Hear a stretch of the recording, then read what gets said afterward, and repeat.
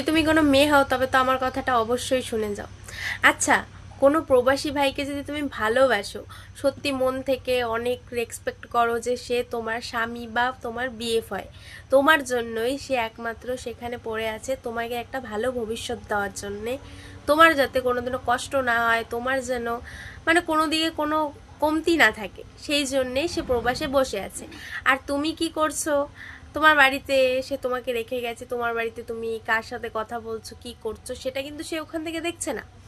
তুমি তোমার মা বাবার পছন্দের ছেলের সাথে বিয়ে করে ফেলছো বা বিয়ে করবে, আর সেই ছেলেটা একা একা সেই প্রবাস থেকে এই কথাটা শুনে তার বুকের ভিতরে যে কি হয় সেটা তুমি হয়তো বুঝবে না।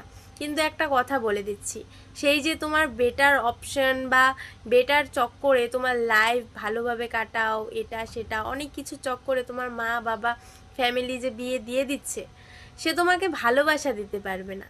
কারণ কি জানো তো, প্রবাসে যারা আছে তারা জানে যে ভালোবাসার কদর কতটুকু হতে পারে। কারণ তারা সব কিছু তো তোমাকে দিয়েই দেবে, তারা ভালোবাসাটাও দূরে থেকে হলেও তোমাকে ফুল ফিল দেবে, যেটা তোমাকে সামনাসামনিও কেউ দিতে পারবে না। শরীরের চাহিদা তো সবাই করে, কিন্তু মন থেকে ভালোবাসা প্রবাসী ছেলেরাই দিতে পারে, কারণ তারা নিজের পরিবার ছেড়ে বাইরে গিয়েই থাকে।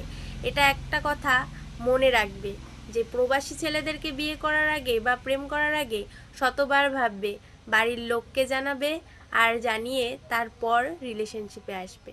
বুঝলে?